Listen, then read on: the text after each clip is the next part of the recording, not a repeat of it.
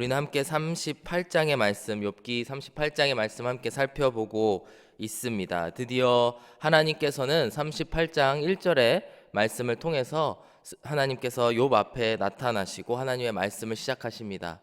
우리 함께 38장 1절의 말씀을 다시 보시면요, 그때 여호와께서 폭풍우 가운데에서 욥에게 말씀하여 이르시되, 드디어 하나님께서 폭풍우와 같이 나타나시는 모습을 우리가 함께 지난 이틀 동안 살펴보게 되었습니다. 하나님께서는 욥 앞에 나타나셔서 자연 환경 가운데에서도 계시는, 함께 하시는 하나님에 대해서 가르쳐 주고 계십니다. 그리하여서 4절의 말씀을 보시면은 이와 같이 욥에게 질문을 하시는데요, 이것은 수사학적인 질문으로 사실 답이 정해져 있는 그런 질문이라고 할 수가 있습니다. 내가 땅에 기초를 놓을 때에 내가 어디 있었느냐? 내가 깨달아 알았거든 말할지니라. 하지만 욥은 이러한 질문을 대답할 수가 없죠. 왜냐하면 하나님께서 땅에 기초를 놓을 때에 함께 그곳에 있지 아니하였고 그것을 알지 못하기 때문입니다. 이후 38장 전체에 있어서 하나님께서는 자연현상 하나하나를 다 하나님께서 만드셨고 하나님께서 운행하셨고 하나님께서 모든 것을 공급하시는 분이심을 가르쳐 주고 계십니다. 그리하여서 이 온 땅에 있는 모든 것들, 특히 그 천체에 대한 이야기나 기후에 대한 이야기나 그런 것들 하나하나 모든 피조물들이 하나님의 뜻 가운데에 운행되어지고 있음을 가르쳐 주고 계셨습니다. 오늘의 본문에서부터 이제 성탄절 기간이 지난 이후에 본문까지 이어서 살펴볼 본문들은 이제 그 모든 시선이 저 하늘에 있었던 그 좀 큰 의미에서의 자연을 넘어서서 이제 우리의 삶 가운데에 있는 작은 것들을 하나씩 살펴보게 되어집니다.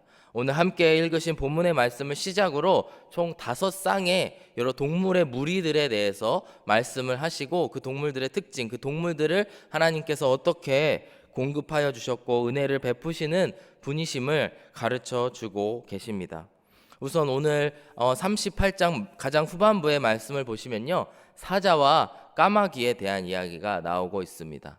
여러분, 사자와 까마귀를 생각해 보시고 이렇게 그 습성들을 상상하셨을 때 어떤 동물일까요? 사자와 까마귀의 공통점이 무엇이 있을까요? 그것은 바로 무엇이냐면 바로 죽은 동물의 동물을 음식으로 삼아서 먹고 사는 그런 존재들입니다. 사자를 생각했을 때에 고대 근동 지방, 이 성경에 쓰여진 고대 근동 중동 지방이나 아니면은 지금의 이 시대와 상관없이 가장 강한 그런 동물로 우리가 생각을 합니다. 가장 무서운 야생의 약탈자로 우리가 생각을 하게 됩니다. 숲속을 가다가 예전에 동화책 같은 거에 보면은 호랑이나 사자를 만났다라는 이야기를 들을 때마다 와, 내가 저런 숲속을 걸어가다가 그런 상황이 닥치면 얼마나 무서울까, 어떻게 해야 될까, 죽은 척을 해야 될까, 이런 상상을 해본 적이 있습니다. 그 당시에는 특히나 우리가 생각하는 사자는 동물원 안에 있는 사자겠고 특별한 지역에만 있는 사자겠지만 그 당시에는 사자라고 하는 동물 자체가 우리가 생각하는 것보다 더 무섭고 두려운 존재라고 하는 것입니다. 더군다나 그 식욕이 엄청났기 때문에 많은 동물을 잡아먹게 되고 그 가운데 그런 동물들을 공급받지 못한다면 사자는 곧 배고파서 죽게 되고 마는 그런 존재라는 것입니다. 오늘 39절 말씀, 40절의 말씀을 보시면은 그러한 사자조차도 하나님께서 공급하신다라는 것을 이야기합니다. 내가 사자를 위하여 먹이를 사냥하겠느냐, 젊은 사자의 식욕을 채우겠느냐, 욥에게 질문하고 계시는 겁니다. 하지만 답은 다 정해져 있죠. 욥은 그렇게 할 수가 없는 사람입니다. 이어서 40절의 말씀을 보시면은 그것들이 굴에 엎드리며 숲에 앉아 숨어서 기다리느니라. 그들이 기다릴 때에 하나님께서 동물들을 공급해 주시는 분이심을 이야기하고 있습니다. 까마귀는 이와 견주어 보아서 어떤 존재냐면 아주 작은 새에 불과하죠. 하지만 까마귀는 육식성 동물, 육식성 조류에 해당하는 그런 이제 새입니다. 그는 다른 포식자들, 사자와 같은 다른 포식자들이 남겨놓은 먹이를 먹게 됩니다. 여러분, 그 아프리카의 초원에 있는 그런 모습들을 상상해 보시면은 사자나 혹은 다른 맹수들이 사냥을 하고 난 이후에 거기에 새가 이렇게 가서 그 남은 찌꺼기들을 이렇게 먹는 모습을 보게 될 것입니다. 그런 모습들을 가리키는 새들이 모두 오늘 말씀에서 이야기하는 까마귀에 해당하는 그런 존재들인데요. 이들은 죽은 고기를 찾아다니면서 먹는 그런 동물들을 이야기합니다. 이스라엘 율법에서는 아주 그 시체를 만지는 것에 대해서 굉장히 부정하게 생각을 했습니다. 그런데 하물며 이러한 까마귀는 얼마나 저주스러운 존재, 부정한 존재로 여겼을까 이 시간 생각을 해보게 됩니다. 잠언 30장 17절의 말씀을 보시면은 까마귀에 대해서 아주 저주스럽게 표현을 한 것을 우리가 볼 수가 있는데요. 아비를 조롱하며 어미 순종하기를 싫어하는 자의 눈은 골짜기에 까마귀에게 쪼이고 독수리 새끼에게 먹히리라. 까마귀에게 쪼인다라는 것이 상징적으로 매우 저주스러운 것들을 이야기하고 있는데요. 이는 이러한 부정한 존재인 까마귀에게 하나님께서 까마귀를 통하여서 저주를 내리시리라 라는 것을 잠언 말씀에서는 이야기를 하고 있습니다. 그런데 오늘 말씀인 욥기서 말씀에서 하나님이 직접 욥에게 하고 있는 말씀은 어떤 말씀일까요? 41절의 말씀을 함께 살펴보겠습니다. 까마귀 새끼가 하나님을 향하여 부르짖으며 먹을 것이 없어서 허우적 거릴 때에 그것을 위하여 먹이를 마련하는 이가 누구냐? 바로 하나님이심을 이야기하고 묻고 있는 것입니다. 이와 같이 하나님께서는 까마귀와 같이 아주 부정한 그런 피조물조차도 이스라엘 민족들이 멀리해야 되고 어찌 보면은 혐오스럽기까지 한 이런 존재에게도 하나님께서는 공급을 하고 계시는 분, 그 모든 것을 주관하시는, 자연을 주관하시는 분으로서 사랑으로 공급해 주시는 분을 오늘 말씀은 이야기를 하고 있습니다. 우리 인간들은 모두 인간의 눈, 자신의 눈으로 세상을 바라보게 됩니다. 나에게 혐오스러운 존재, 나에게 혐오스러운 동물들은 모두 없어져야 되고 멸종을 시켜야 되고 그런 생각을 갖는 것이 어찌 보면 인간의 죄된 본성인 것 같습니다. 하지만 하나님께서는 우리와 다르게 그 모든 피조물들을 모두 사랑하셔서 그것들을 공급해 주시고 삶의 터전을 마련해 주시는 분이 하나님이심을 오늘 이 시간 알 수가 있습니다. 이러한 눈으로 우리가 마태복음 6장 26절의 말씀을 함께 바라보고 묵상해 보기를 원합니다. 예수님께서는 이렇게 산상수훈에서 가르쳐 주셨는데요. 공중의 새를 보라, 심지도 않고 거두지도 않고 창고에 모아들이지도 아니하되 너희 하늘 아버지께서 기르시나니 너희는 이것들보다 귀하지 아니하냐. 어찌 보면 오늘 욥기서의 말씀에서 질문한 것에 대한 대답이지 않을까 생각을 하게 됩니다. 이전에 이 말씀을 묵상할 때에 공중에 나는 새를 보라 라고 했을 때에 저의 상상은 뭔가 하얀 비둘기나 혹은 가장 평범한 새인 참새나 그런 일반적인 정결한 새를 상상을 했었습니다. 하지만 오늘 욥기서 말씀과 이어서 생각해 볼 때에 하물며 이와 같이 까마귀와 같이 부정한 이러한 새조차도 하나님께서는 공급해 주시는 분이시구나 하면서 그 후반부의 말씀 하물며 너희들은 어떠하겠느냐라는 말씀이 더 와닿는 그런 시간을 저는 갖게 되었습니다. 이를 통해서 알 수 있는 하나님은 어떤 분이실까요? 이 모든 피조물들을 사랑하셔서 하나님의 시선으로 바라봤을 때는 그것들을 모두 공급해 주지 아니할 수 없는 그런 존재들이라고 하는 것입니다.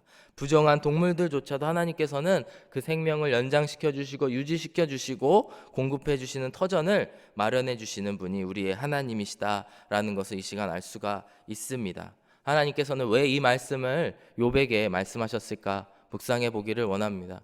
욥은 그의 고난 가운데에 있었고 그 고난 가운데에 많은 친구들의 핍박 혹은 조롱을 당하는 그런 시간을 지나온 사람입니다. 하지만 하나님께서는 하물며 이런 사자와 까마귀와 같은 존재들조차도 모두 풍성하게 공급하여 주시고 사자의 배고픔도 달래어 주시고 그런 부정한 까마귀조차도 공급해 주시는 하나님을 선포하실 때에 욥은 그 말씀을 받들고 이 나는 얼마나 귀중한 존재였을까, 하나님께서 나를 얼마나 사랑하실까, 이 고난에는 다 뜻이 있을 것이다 생각하면서 나아가지 않았을까 생각해 보게 되었습니다. 사랑하는 여러분, 가끔 스스로가 매우 비참한 존재, 낮은 존재, 하나님이 보시기에 아무 쓸모없는 존재이지 않을까 생각이 들 때가 있을 줄로 압니다. 하지만 하나님께서는 까마귀조차도 사랑하시는 하나님, 그리고 사자도 풍성히 먹이시는 하나님이심을 이 시간 기억하시면서 주님 앞에 나아가시는 저와 여러분들이 되시기를 간절히 바랍니다. 이렇게 해서 38장은 마무리가 되게 되고요. 이후에 39장 1절에서부터 4절까지 우리 함께 살펴보았습니다. 여기서는 이제 두 번째 동물에 대해서, 동물의 그 쌍에 대해서 나오게 되는데요. 산에 사는 산 염소와 또한 암사슴에 대한 이야기를 하게 됩니다. 이 동물들에는 특징이 있습니다. 산 염소와 암사슴 같은 경우에는 이제 그들이 새끼를 낳을 때에 산속 깊숙한 곳에 가서 그곳에서 은밀하게 새끼를 낳는 그런 동물들이라고 하는 것입니다. 여러분 혹시 미국에서 국립공원에 가신 적이 있으시죠? 저도 처음에 어떤 국립공원, 산에 있는 국립공원에 갔을 때에 그곳에서 캠핑을 했었던 기억이 있습니다. 근데 너무나 깜짝 놀랐던 것이 갑자기 사슴들이 막 떼를 지어서 제 캠핑장 근처를 이렇게 돌아다니는 모습을 보고 정말 그 위대한 자연을 경험하게 된 그런 기억이 나게 됩니다. 근데 밤에 제가 자려고 했을 때에 그 사슴들이 어디로 갔을까 생각했을 때 정말 안 보이지 않게 날이 어두워지니까 사라지는 것입니다. 아마 산속의 가장 은밀한 곳에 가서 그들의 안식처에 가서 숨어 있지 않았을까 생각을 하게 됩니다. 하물며 이 약한 존재인 이런 사슴 그리고 산 염소들이 그들의 아이를 낳을 때에 가장 더 약해진 모습일 때에는 얼마나 깊숙한 곳에 가서 가장 은밀한 곳에 가서 그들의 안전에 신경을 썼을까 이 시간 생각을 해보게 됩니다. 이러한 산 염소와 또한 암사슴이 새끼를 낳을 때조차도 하나님께서는 그 은밀한 곳에 모든 것을 알고 계시는 분이심을 오늘 이 시간 말씀하고 있습니다.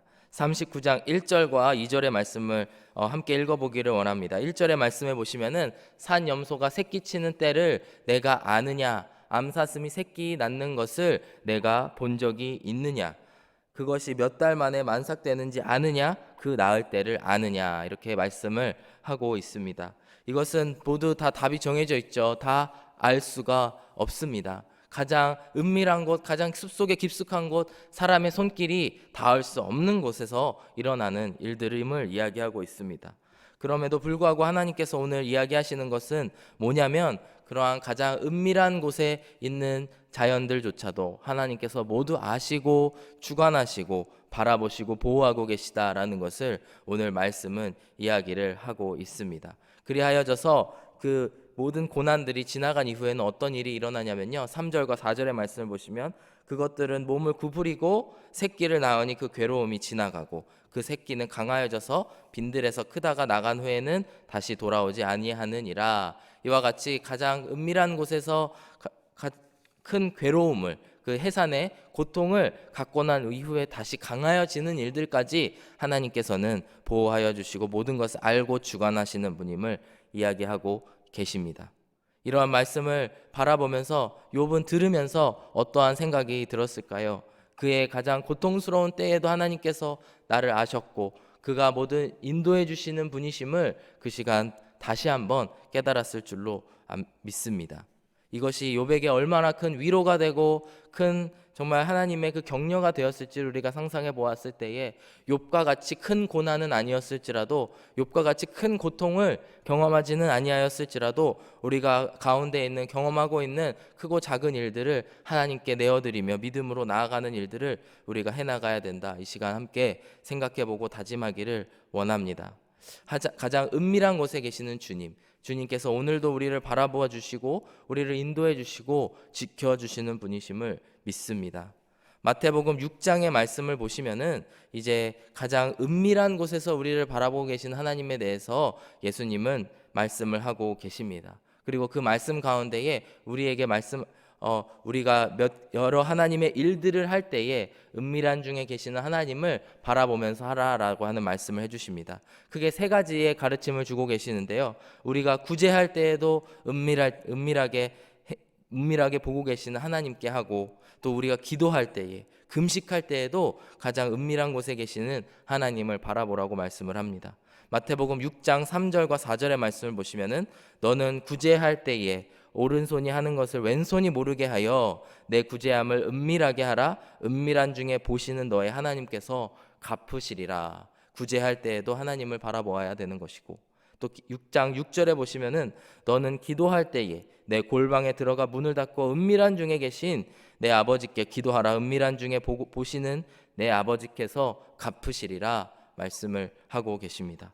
6장 18절의 말씀도 보시면은 이는 금식하는 자로 사람에게 보이지 않고 오직 은밀한 중에 계신 내 아버지께 보이게 하려 함이라. 은밀한 중에 보시는 내 아버지께서 갚으시리라 말씀을 하고 있습니다. 우리가 신앙의 성숙함을 경험하고 느낄 때가 어떤 때일까요? 아직 신앙생활을 시작한 지 얼마 안 되고 예수님을 영접한 지 얼마 안 됐을 때에 저 자신을 보아도 제가 아주 거친 저의 모습들을 보게 됩니다. 근데 그 중에 하나가 나타나는 모습이 뭐냐면 사람에게 인정받고 싶고 사람에게 드러나 보이고 싶어하는 저의 그런 내적인 모습들을 보게 됩니다. 하지만 신앙이 자라갈수록 우리가 성숙해져감을 알 수 있는 것이 뭐냐면 사람의 그런 시선, 사람의 칭찬보다도 하늘에서 은밀하게 우리를 바라보고 계시는 그 하나님의 존재를 믿으면서 살펴보시는 저와 여러분들이 되기를 간절히 바랍니다. 그래서 우리가 구제할 때에도, 기도할 때에도, 금식할 때에도, 그리고 오늘 본문의 말씀에서 욥처럼 고난 가운데 있을 때에도 가장 은밀한 곳에서 우리의 은밀한 모습까지도 아시는 그 하나님을 바라보시면서 믿고 나아가시는 저와 여러분들이 되시기를 간절히 바랍니다. 함께 기도하시겠습니다. 사랑하는 하나님, 감사합니다. 가장 은밀한 곳에서도 저희들을 바라보고 계시고 우리의 필요를 채워주시고 풍족하게 부어주시는 하나님의 은혜를 믿습니다. 아버지 하나님, 우리가 어느 곳에 있든지 고난 가운데 있든지 늘 하나님만 바라보면서 살아가는 저희들이 되게 하여 주시고 주님만 믿고 한 걸음 한 걸음 이 인생길을 걸어갈 수 있는 저희들 되게 하여 주시옵소서. 감사드리며 예수 그리스도의 이름으로 기도드렸습니다. 아멘.